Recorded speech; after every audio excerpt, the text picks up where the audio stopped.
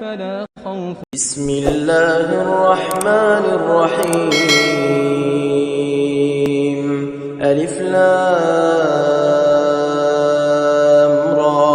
تلك آيات الكتاب المبين. إنا أنزلناه قرآنا عربيا لعلكم تعقلون.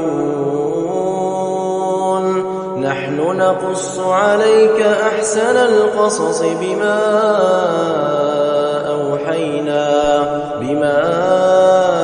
أوحينا إليك هذا القرآن وإن كنت من قبله لمن الغافلين. إذ قال يوسف لأبيه يا أبت إني رأيت 11 كوكبا والشمس والقمر رأيتهم لي ساجدين. قال يا بني لا تقصص رؤياك على إخوتك فيكيدوا لك كيدا. إن الشيطان للإنسان عدو مبين. وكذلك يجتبيك ربك ويعلمك من تأويل الأحاديث ويتم نعمته عليك وعلى آل يعقوب كما أتمها على أبويك من قبل إبراهيم وإسحاق إن ربك عليم حكيم. لقد كان في يوسف وإخوته آيات للسائلين إذ قالوا ليوسف وأخوه أحب إلى أبينا منا ونحن عصبة إن أبانا لفي ضلال مبين. اقتلوا يوسف أو اطرحوه أرضا يخل لكم وجه أبيكم وتكونوا من بعده قوما صالحين. قال قائل منهم لا تقتلوا يوسف وألقوه في غيابة الجب يلتقطه بعض السيارة إن كنتم فاعلين. قالوا يا أبانا ما لك لا تأمنا على يوسف وإنا له لناصحون. أرسله معنا غدا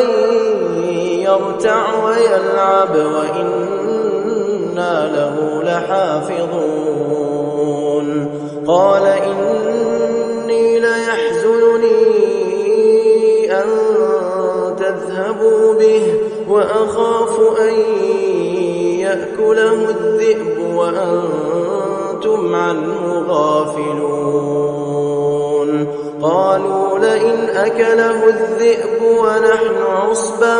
إنا إذا لخاسرون. فلما ذهبوا به وأجمعوا أن يجعلوه في غيابة الجب وأوحينا إليه لتنبئنهم بأمرهم هذا وهم لا يشعرون. وجاءوا أباهم عشاء يبكون قالوا يا أبانا إنا ذهبنا نستبق وتركنا يوسف عند متاعنا فأكله الذئب وما أنت بمؤمن لنا ولو كنا صادقين وجاءوا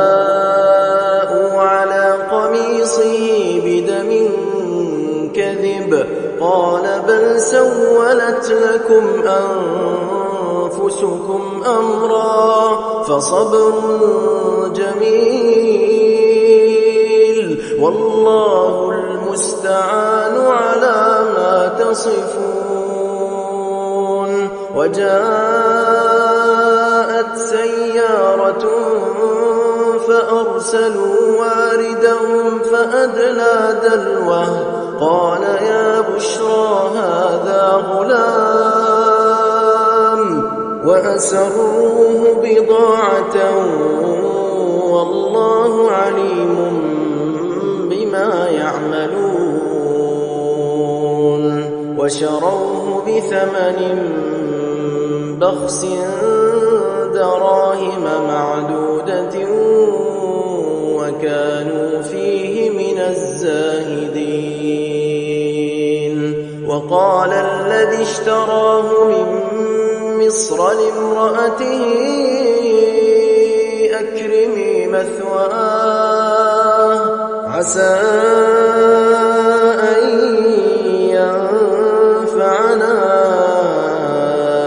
أو نتخذه ولدا وكذلك مكنا ليوسف في الأرض ولنعلمه من تأويل الأحاديث والله غالب على أمره ولكن أكثر الناس لا يعلمون ولما بلغ أشده آتيناه حكما وعلما وكذلك نجزي المحسنين وراودته التي هو في بيتها عن نفسه وغلقت الأبواب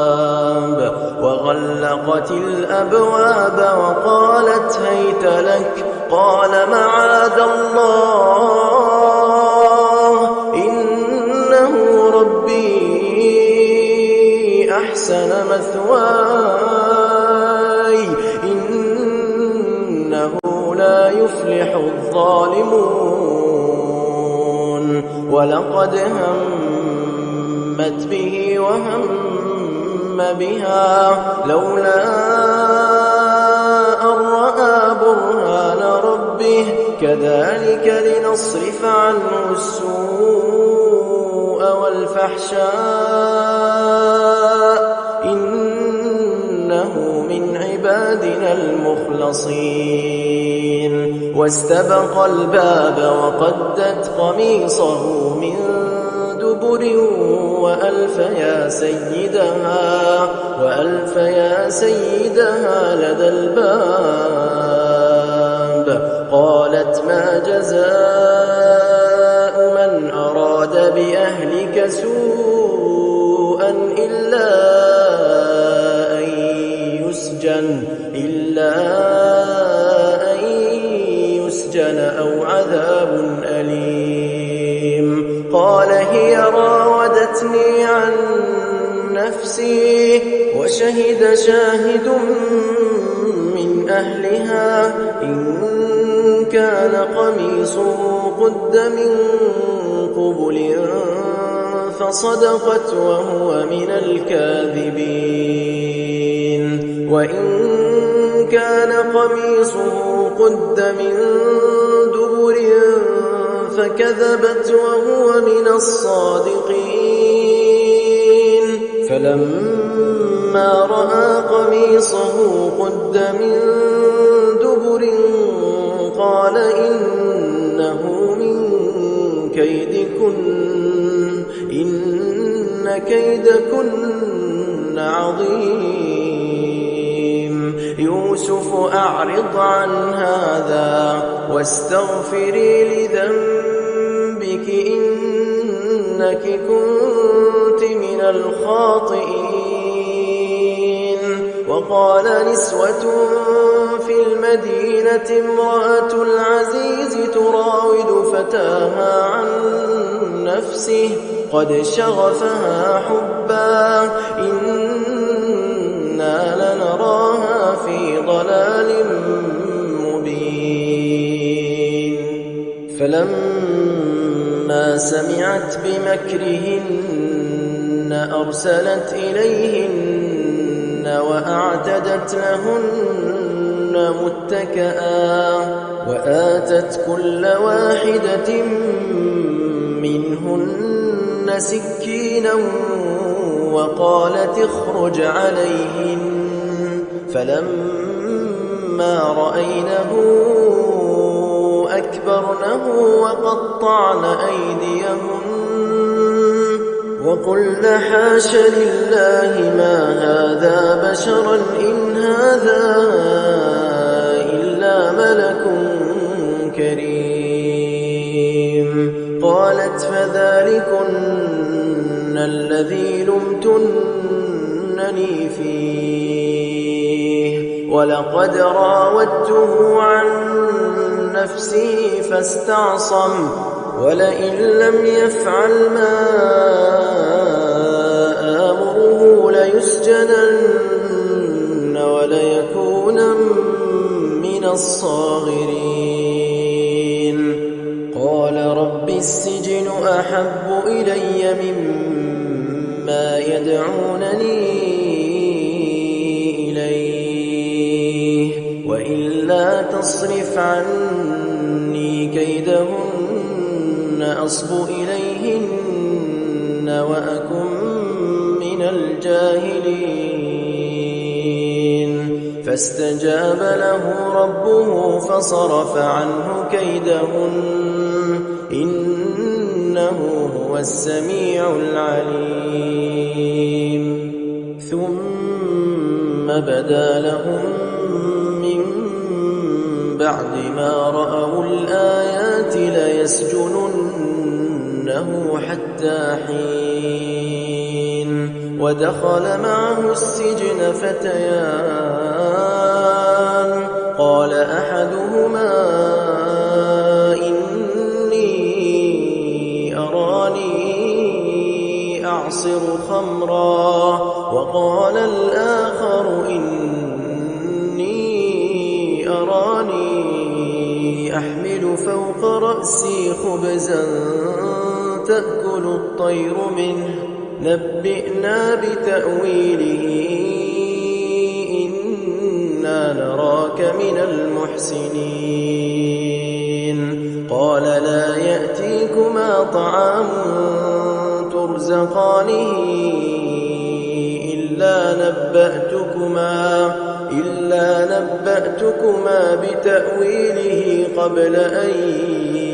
يأتيكما ذلكما مما علمني ربي إني تركت ملة قوم لا يؤمنون بالله وهم بالآخرة هم كافرون واتبعت ملة آبائي إبراهيم وإسحاق ويعقوب ما كان لنا أن نشرك بالله من شيء ذلك من فضل الله علينا وعلى الناس ولكن أكثر الناس لا يشكرون يا صاحبي السجن أأرباب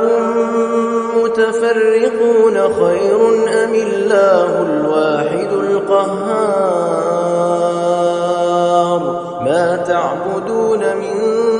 دونه إلا أسماء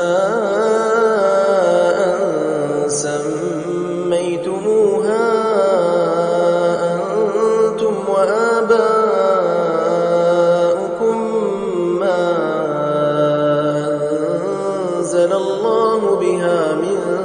سلطان إن الحكم إلا لله أمر أن لا تعبدوا إلا إياه ذلك الدين القيم ولكن أكثر الناس لا يعلمون يا صاحبي السجن أما أحدكما فيسقي ربه خمرا وأما الآخر فيصلب فتأكل الطير من رأسه قضي الأمر الذي فيه تستفتيان وقال للذي ظن أنه ناج منهما اذكرني عند ربك فأنساه الشيطان ذكر ربه فلبث في السجن بضع سنين وقال الملك إني أرى 7 بقرات سمان يأكلهن 7 عجاف و7 سنبلات خضر وأخر يابسات يا أيها الملأ أفتوني في رؤياي إن كنتم للرؤيا تعبرون قالوا أضغاث أحلام وما نحن بتأويل الأحلام بعالمين وقال الذي نجا منهما وادكر بعد أمة أنا أنبئكم بتأويله فأرسلون يوسف أيها الصديق أفتنا في 7 بقرات سمان يأكلهن 7 عجاف و7 سنبلات خضر وأخر يابسات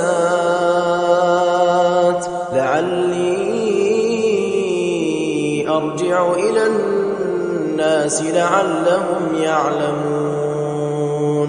قال تزرعون 7 سنين دأبا فما حصدتم فذروه في سنبله إلا قليلا مما تأكلون ثم يأتي من بعد ذلك 7 شداد يأكلن ما قدمتم لهن إلا قليلا مما تحصنون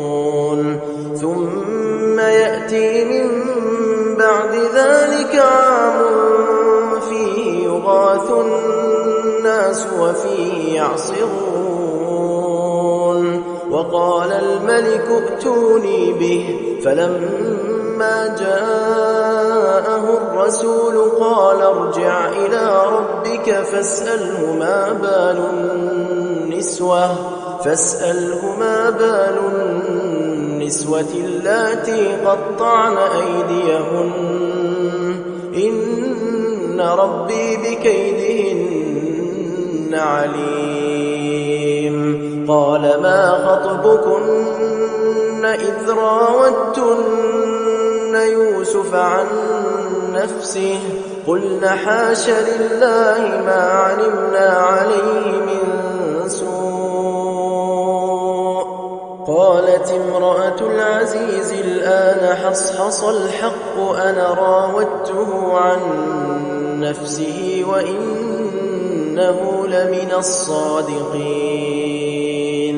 ذلك ليعلم أني لم أخنه بالغيب وأن الله لا يهدي كيد الخائنين وما أبرئ نفسي إن النفس لأمارة بالسوء إلا ما رحم ربي إن ربي غفور رحيم. وقال الملك ائتوني به أستخلصه لنفسي فلما كلمه قال إنك اليوم لدينا مكين أمين. قال اجعلني على خزائن الأرض إني حفيظ عليم. وكذلك مكنا ليوسف في الأرض يتبوأ منها حيث يشاء نصيب برحمتنا من نشاء ولا نضيع أجر المحسنين.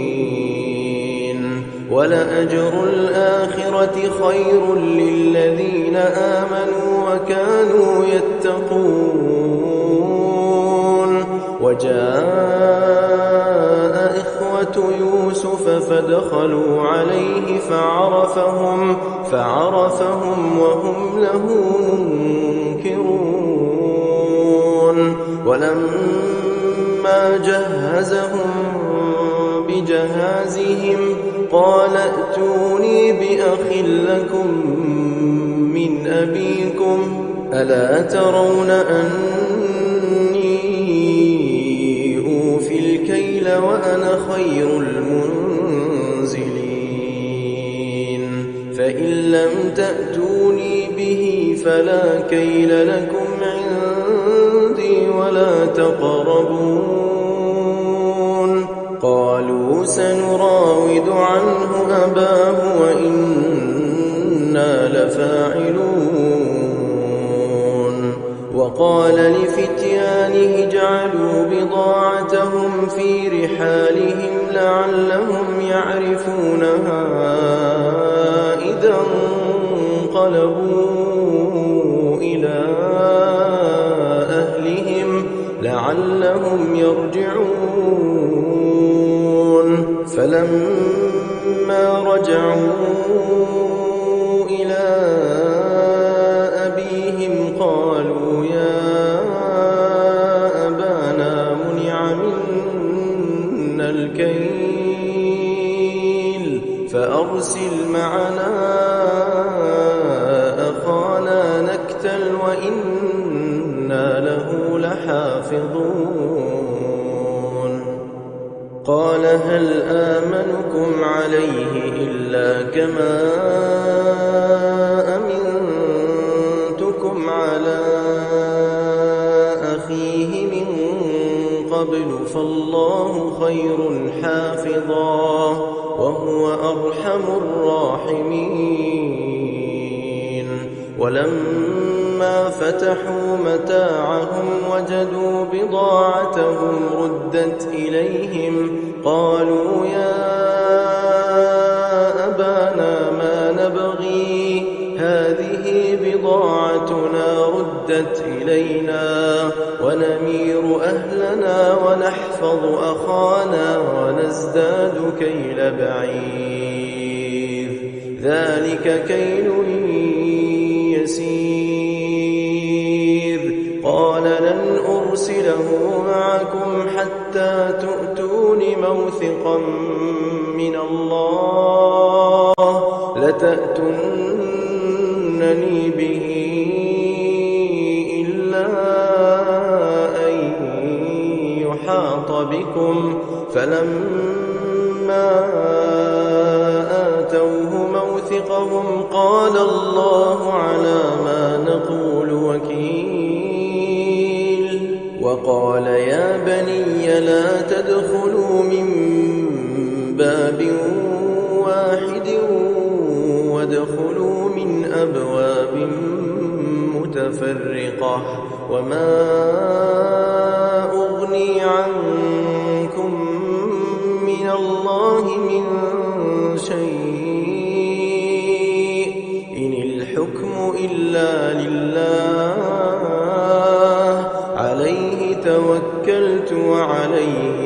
فليتوكل المتوكلون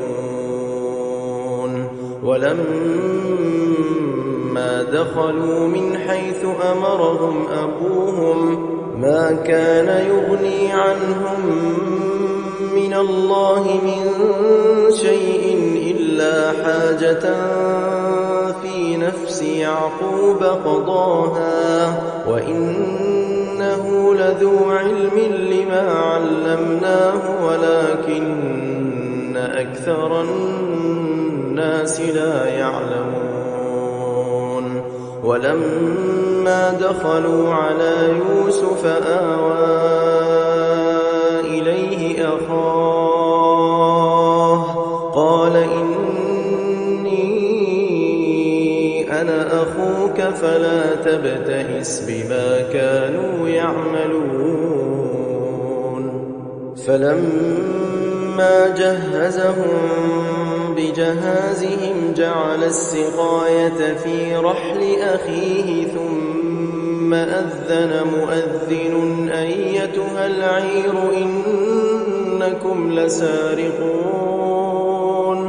قالوا وأقبلوا عليهم ماذا تفقدون قالوا نفقد صواع الملك ولمن جاء به حمل بعير وأنا به زعيم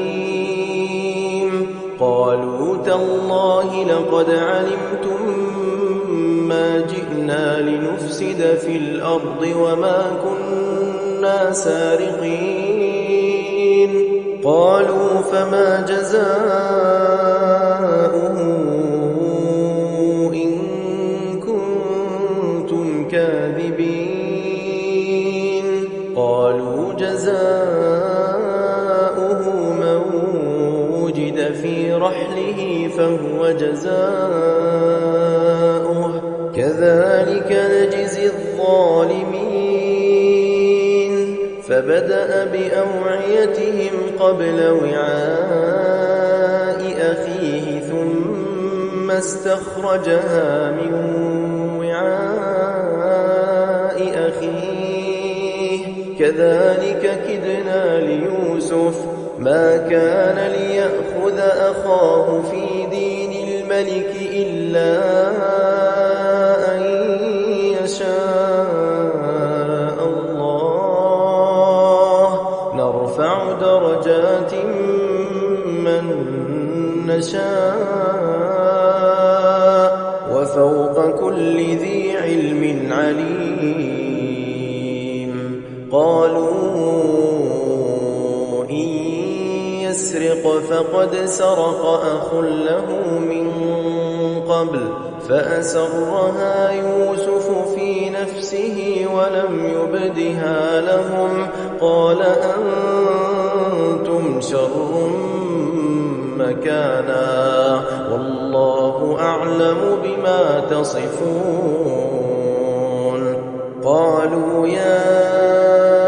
أيها العزيز إن له أبا شيخا كبيرا فخذ أحدنا مكانه إنا نراك من المحسنين قال معاذ الله أن نأخذ إلا من وجدنا متاعنا عنده إنا إذا لظالمون فلما استيئسوا منه خلصوا نجيا قال كبيرهم ألم تعلموا أن أباكم قد أخذ عليكم موثقا من الله ومن قبل ما فرطتم في يوسف فلن أبرح الأرض حتى يأذن لي أبي أو يحكم الله لي وهو خير الحاكمين ارجعوا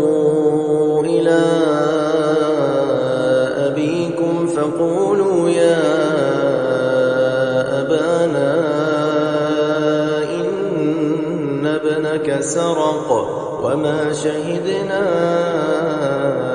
إلا بما علمنا وما كنا للغيب حافظين واسأل القرية التي كنا فيها والعير التي أقبلنا فيها وإنا لصادقون قال بل سولت لكم أنفسكم أمرا فصبر جميل عسى الله أن يأتيني بهم جميعا إنه هو العليم الحكيم وتولى عنهم وقال يا أسفا على يوسف وابيضت عيناه من الحزن فهو كظيم قالوا تالله تفتأ تذكر يوسف حتى تكون حرضا أو تكون من الهالكين قال إنما أشكو بثي وحزني إلى الله وأعلم من الله ما لا تعلمون يا بني يذهبوا فتحسسوا من يوسف وأخيه ولا تيأسوا من روح الله إنه لا ييأس من روح الله إلا القوم الكافرون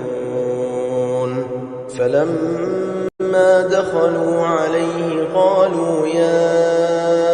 أيها العزيز مسنا وأهلنا الضر وجئنا ببضاعة مزجاة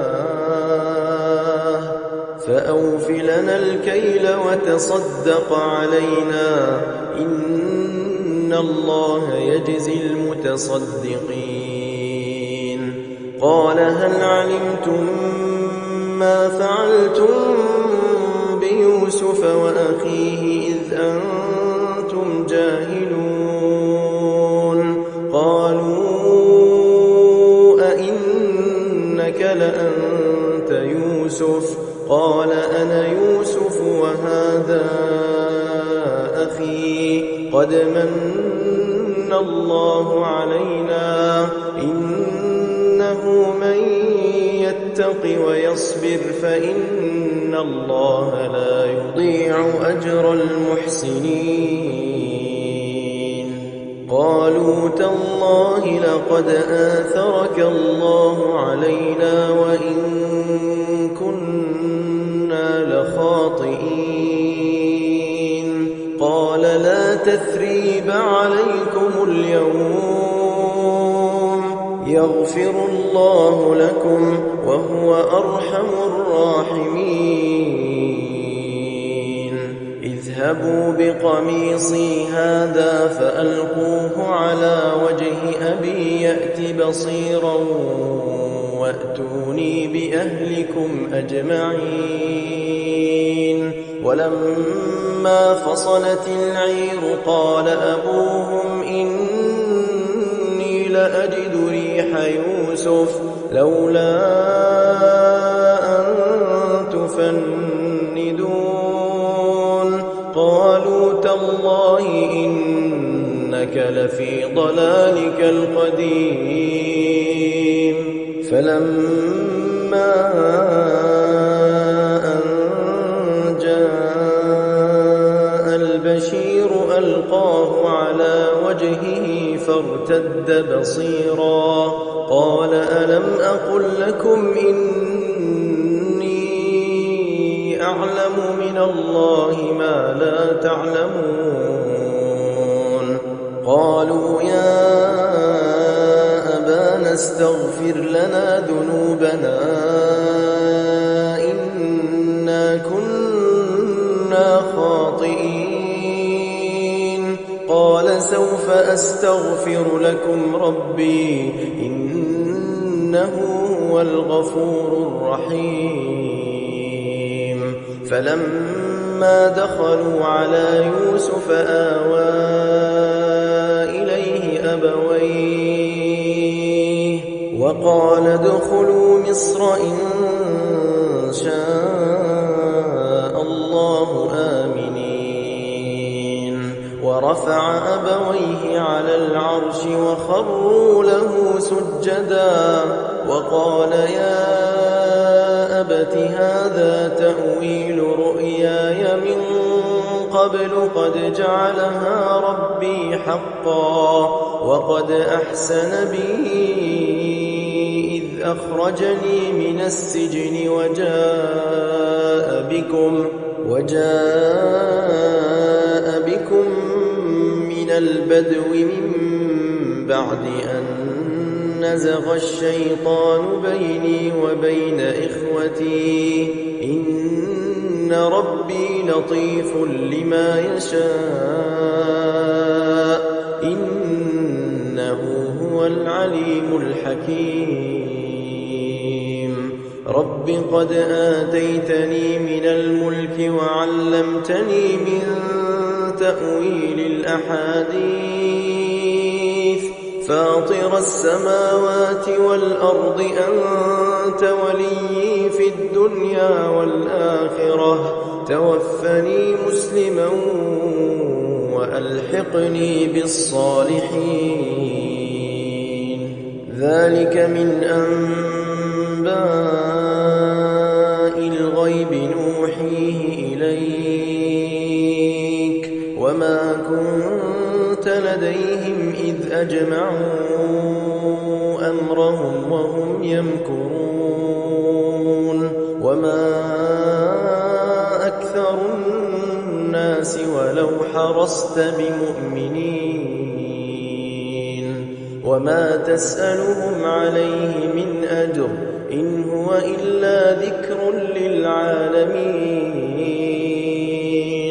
وكأي من آية في السماوات والأرض يمرون عليها وهم عنها معرضون وما يؤمن أكثرهم بالله إلا وهم مشركون أفأمنوا أن تأتيهم غاشية من عذاب الله أو تأتيهم الساعة بغتة وهم لا يشعرون قل هذه سبيلي أدعو إلى الله على بصيرة أنا ومن اتبعني وسبحان الله وما أنا من المشركين وما أرسلنا من قبلك إلا رجالا نوحي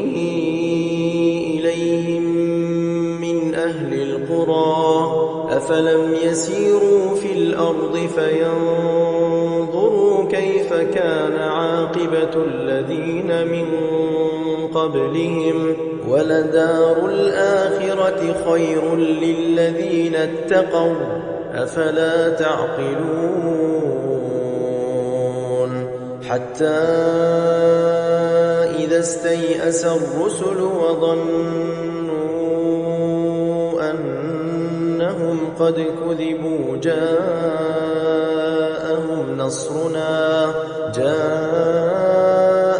نصرنا فنجي من نشاء